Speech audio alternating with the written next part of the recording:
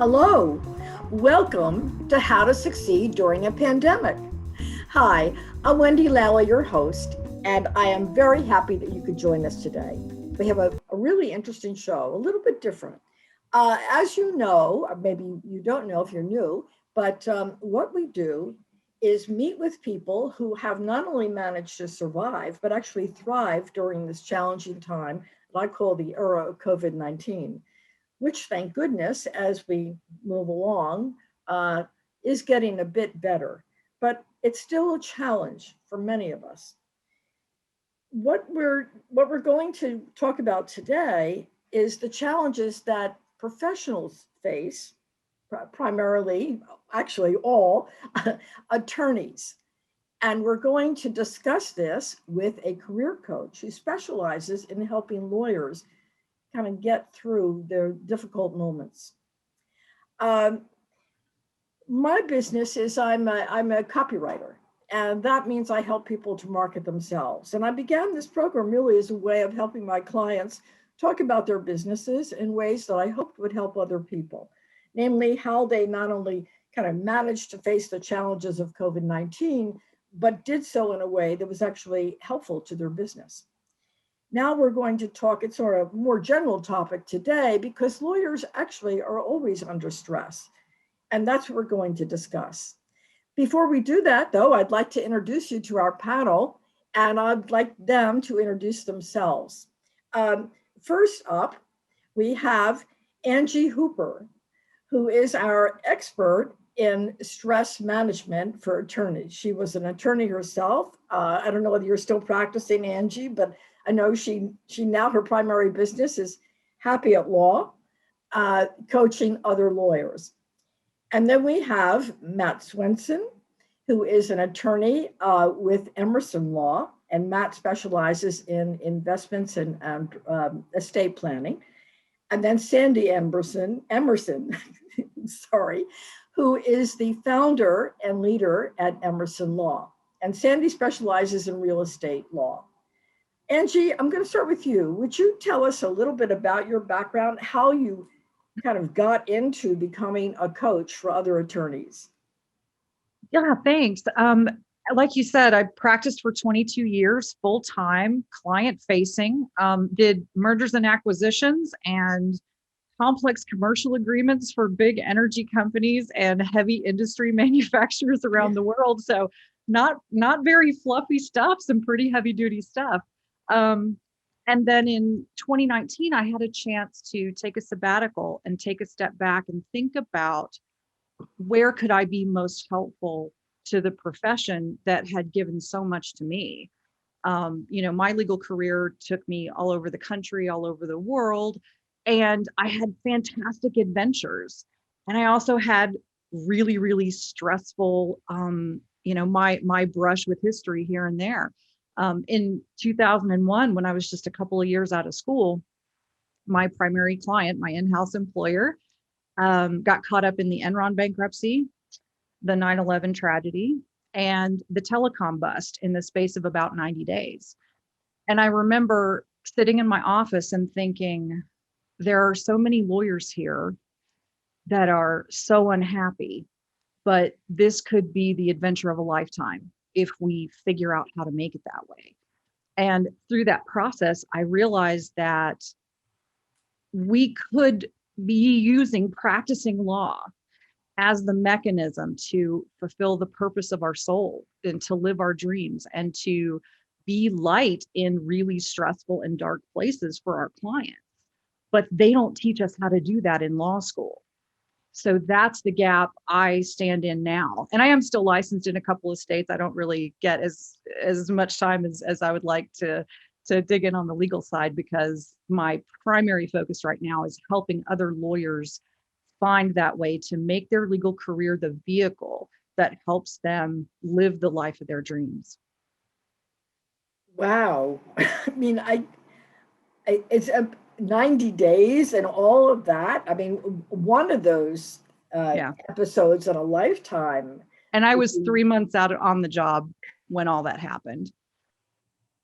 Sandy, I want to have you go next and tell people a little bit about your background and why you became a lawyer, why you opened your own practice.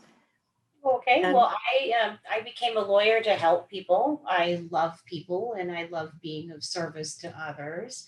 And naturally, that's what I wanted to do. So I came up to Chicago for law school, and I actually did not help others initially. I worked for big corporations, so I was a litigator. I did employment litigation and labor law on behalf of some of our largest companies in the United States, and I really felt dissatisfied with the lack of personal connection with the clients. And that was a very, very stressful environment for me. The litigation was really tough. It's very, very deadline driven. I still do some of it today, but I'm not 100% litigation like I was back then. And so, yeah, I decided to do real estate instead. And what a change it was. And I feel like it was just the right move for me. Matt, how about you? Well, this thing on. Everyone hear me?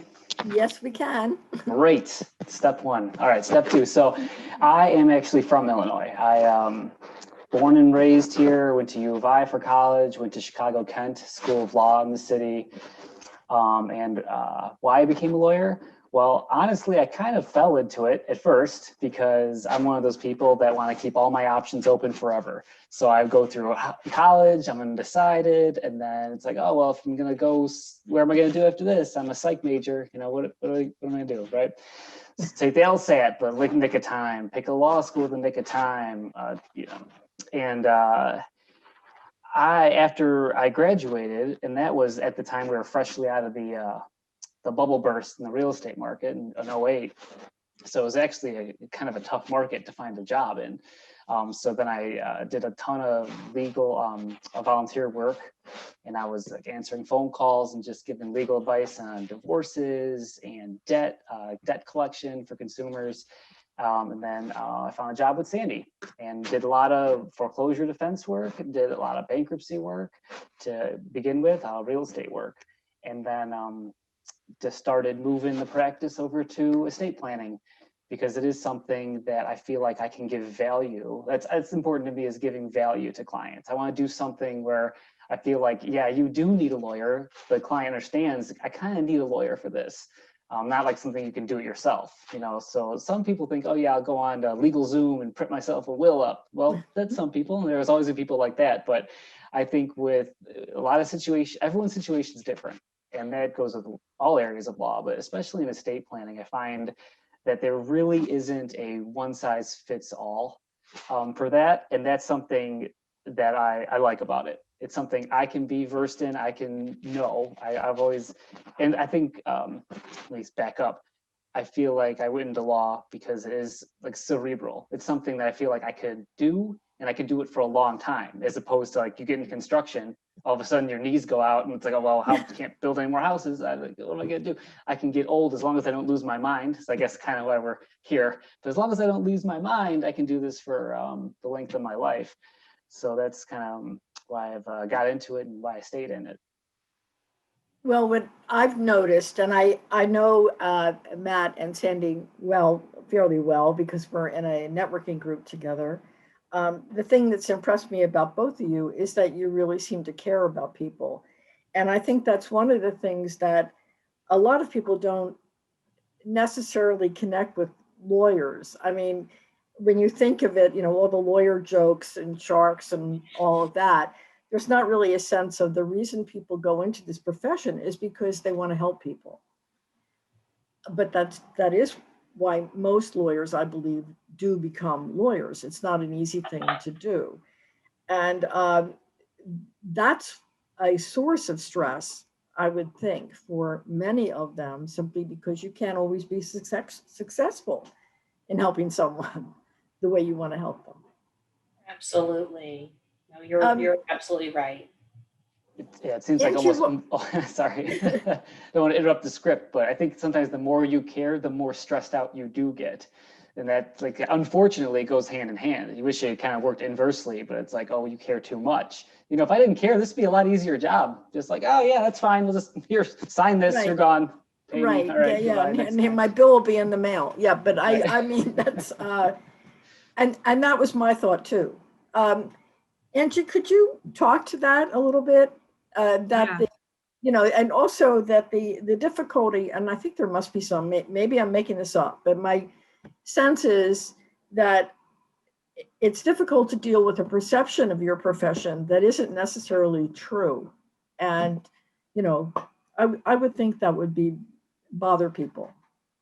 It really does wear on people. And I think it's interesting because when you think about the privileged position that a bar card gives you, right? So if you are a lawyer, you get direct access to structures of power that people don't otherwise get. You get to go talk to the judge. You get into the boardroom. You get access to the VP or the CEO if you're on the business side.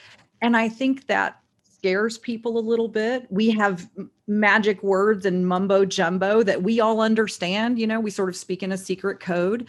And so, in response to that, there's sort of a defense mechanism in our society of making jokes and making TV shows like Better Call Saul, and it's a trope, right? And I think what people don't realize is how highly regulated the legal profession is, how much monitoring there is, how the ethics rules that we as a profession put on ourselves really drive day-to-day behavior. So it's almost like, and we take it on too. Who loves a lawyer joke more than a lawyer, right? But it does wear on people after a while, because my experience of lawyers, and I think Sandy and Matt would have this same experience, is that most of them are incredibly hardworking, incredibly honest, dedicated to their integrity, client loyalty. And some of those things are in our professional ethics rules, but most of it comes from the kind of person who's willing to go through the effort and the struggle to become a lawyer, to be in a position to serve people. And then we kind of have this pendulum that swings, right? So one of my favorite myth busting quotes I talk about when I'm in my live on my Facebook page or something like that is the divorce lawyer that I knew, who used to say, "The secret is to care, but not too much." And I really think that's the root of a lot of lawyer stress, is that back and forth. They really do care, and they almost have the idea that caring is out of sync with being professional, right? We have to be serious, we have to be detached, but that's not how humans work. So we help people through a process to reconcile those things and actually figure out how to care as much as they do, how to acknowledge that and work through it and make it a more powerful place to deal with their clients. But this is life changing, life and death in its own way. Oh, 100%. Everyone that we represent, well, I won't say everyone, but most people, they have an attachment to their home. Their home is where they make memories. Their children are born there. They have their celebrations there. Everything in your life, your personal possessions, and they have a community that surrounds them. And so people are very, very attached to those homes. And when we're doing our foreclosure litigation work, I keep that in mind, that the home is very important to the person. And if they want to keep it, then we try our hardest to help them.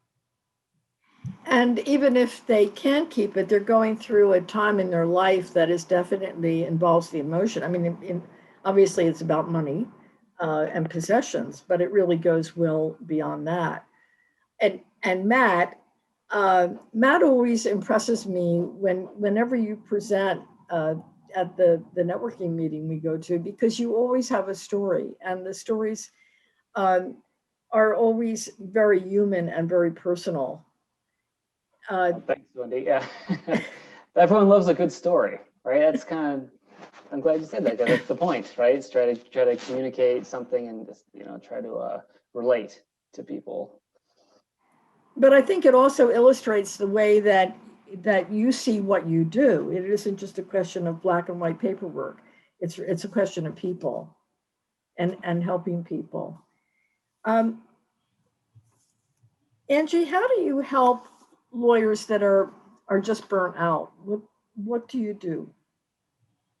Well, the first thing we do is really help them kind of get to a steady state, because a lot of times when a lawyer's feeling burned out, they've really lost their connection to why they're doing what they're doing. And I think Sandy described it perfectly earlier. When you feel disconnected from the reason why this legal work needs to be done.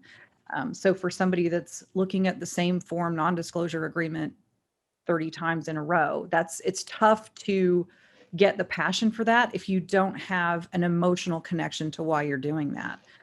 So we help them reset and kind of return to the present so that, and we do that with some stress management tools, but then the step beyond that for sustaining that, that progress is to really help them build a framework based on their core values and using things that we did learn in law school as a way to connect to the purpose of what we're doing, so that every action we're taking as a lawyer as part of our practice for the firm, for the company, on behalf of the client, those things connect back to the core reason we believe that we exist and we're here. Because if you have purpose, you can sustain through pretty difficult times. If you lose that connection, it doesn't matter how easy your job is or how hard it is. You're just not going to be able to make it long term.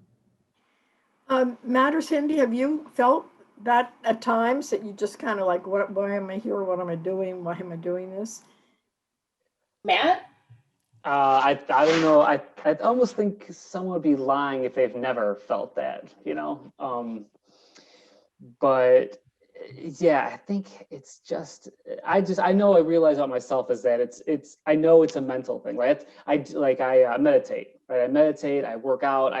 I know that when I feel something like that, I'm like, all right, this might just be a bad day. Like I know I'm not gonna feel like this tomorrow. I'm just gonna go work it off. I'm gonna, get my mind right, and then usually the next day I'm like, yeah, I'm good. Like life is good, Yeah. And for somebody like Matt are you still doing foreclosures, Matt? Or you do Well, mostly estate planning? mostly estate planning. Yeah. Foreclosures have been kind of on a hiatus so far, but Oh, actually right. it's starting to getting it's picking up. We're getting some notices of motions, so I think it's coming down the pipe. So yeah, that's what we're to prepare ourselves for.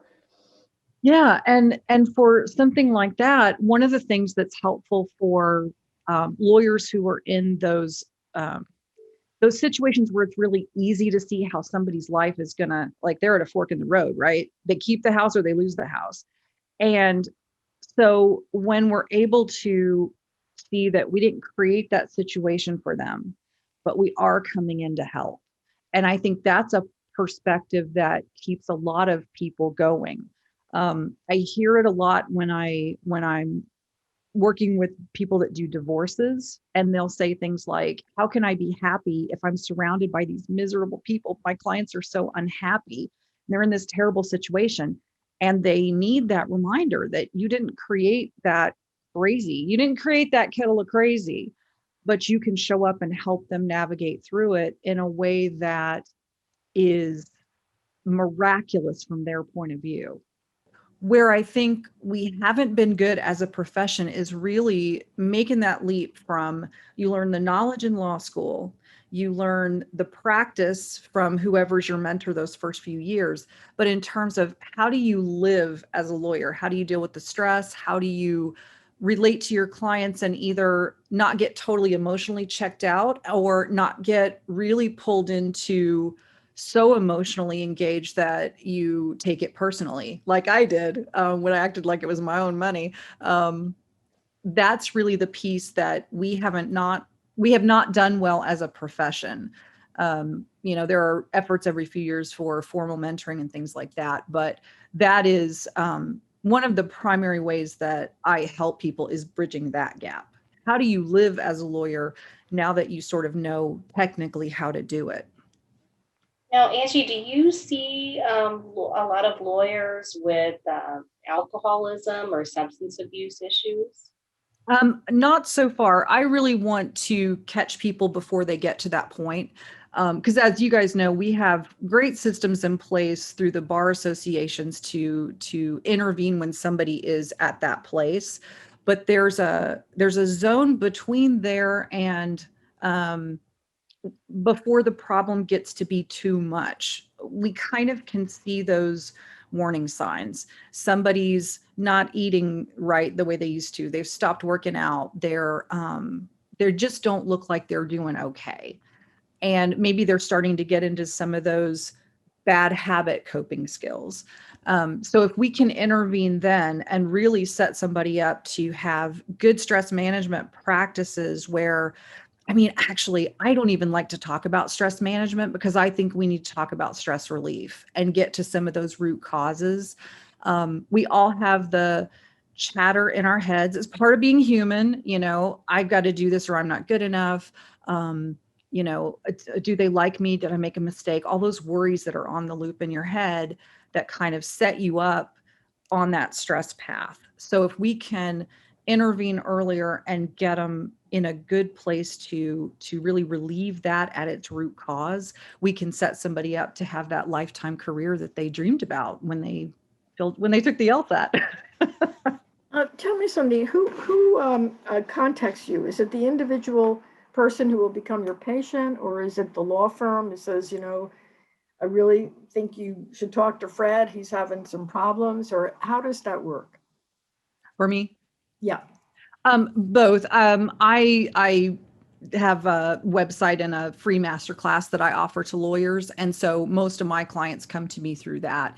They're online looking for stress management, or they've got that feeling that they really thought law would be different, right?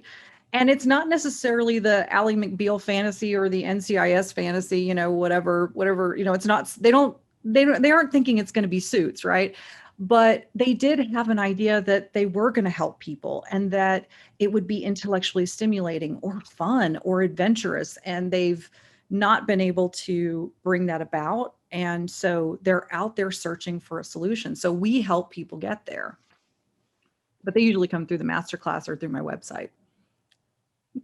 Yeah, and I have a niece who became she got her law degree and never practiced because she decided she hated it. So she ended up selling men's suits. And anyway, she's now a therapist. She's doing a speech therapist and loves it. But my point is that after investing all that time and then discovering that this isn't what I thought it was going to be, do you ever suggest that people leave and do something else and find something more meaningful to them if it's not law? If somebody really felt like it wasn't for them, absolutely. But we would usually discover that that hasn't happened yet, but we would usually discover it through digging into those core values. And if there's a different way for them to express what they wanted from practicing law and just haven't connected to. But a lot of times just doing those reframes and changing the perspective of, oh, a lot of times people have all the pieces. They just don't know how to put it together. They're doing divorces because they're like, but I wanted to help people and everything I do makes this person, they think they're making their clients miserable.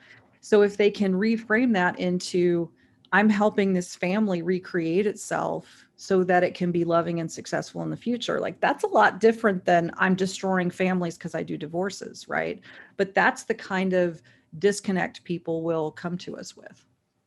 It's so interesting. I just did a show on coaches, business coaches, and obviously you were a business coach as well.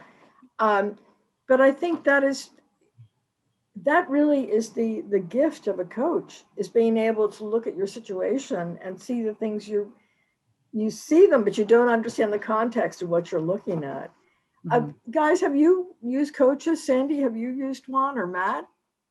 I have used a business coach and it was quite successful. I used Jason Rosado of Distinctive Coaching for Business Success. And he takes a 360-degree view of everything, not just your work, but also your life, what's going on outside of work, and tries to help you get everything all in balance so that you have a really good work-life balance and you have more time for your family and the things that are important to you. And I think a lot of people, when they get a business coach, they're just looking at what's wrong with my business, what can I fix with my business. But that's often, interchangeable with your personal life. You're so interconnected that you really have to look at the whole picture. And I thought it was a great experience. I think coaching is very valuable. And I wouldn't have thought that 3-4 years ago. I didn't really know what coaches do, but I highly recommend coaching. Well, I see it's 12:30, so we have to toddle along here. I just want to thank our guests for coming today and for giving us such a great program. This has been absolutely fascinating. And I hope you've enjoyed it as much as we all have. And I think lawyers who may be listening, I hope are listening, will certainly have learned a great deal. And I hope they'll contact Angie. Her contact information, by the way, as that of Matt and Sandy, will be at the end of the program. Please tune in not only to 216thenet.com at noon on Monday for our next show, but I hope you'll also look at this show on video. We're on Facebook, a page called Succeed in a Pandemic. So you can see what everybody looks like and hear the show again, and I'm sure you'll enjoy it again. And please like it and share it, because there's been a lot of really, really good information that I'm sure you will want to share with people. Until we see you next week, please, I'm not going to say stay in because the world has opened up for all of us and we can go out. You might want to wear a mask if you're in a situation where you don't know people well, but otherwise, I hope you'll enjoy the feeling of safety that getting vaccinated gives you. If you haven't gotten vaccinated yet, please do so. It really makes a difference. Thank you again and have a good week. Bye-bye.